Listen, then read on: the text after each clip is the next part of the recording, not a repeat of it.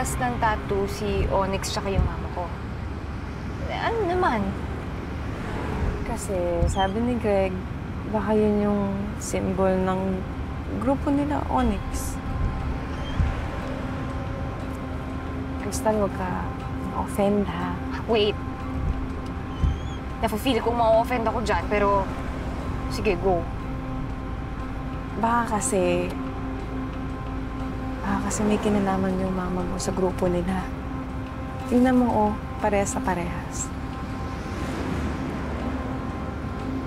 Ha? Paano yun? Grabe ka naman, nakaka-offend yan, ha? Tsaka hindi pwede dahil hindi naman masamang tao si Mama at hindi siya sasali sa mga masasamang organization na ganyan. Tsaka yung tattoo na yan, malay ko ba? Baka common yan o nakita lang nila sa catalog or something. Sige, pwede rin naman. Pero uso ba sa mga tattoo shop yung image ng kampilan ni Orduha?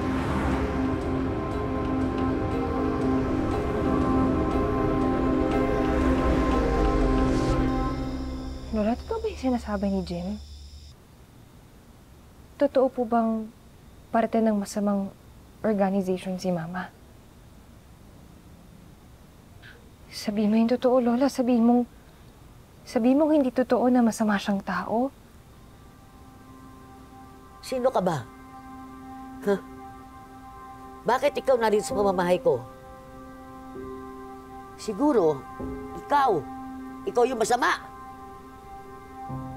Magnanakaw ka, no? Tulong! Tulong! Lola, ako po to, si Crystal. Apo niyo po. Hindi kita apo. Hindi ka galing sa anak ko. Iris! Iris, asan ka ba, anak? La! Dali! Dali! La! Ito, sino to? Ay, La! Ano ka ba? Ano ka ba, La?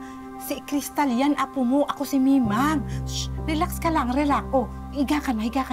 Andito ka na, andito ko. Oh, andito ko, La, oh. Diba? Kilala mo ako, diba, La? Ha? Oh, La. Si Crystal yan, apo mo. Ang gundo-gundo nga, anak ni Iris. Oh, hinga malalim. Ayan. Very good si Lola, very good.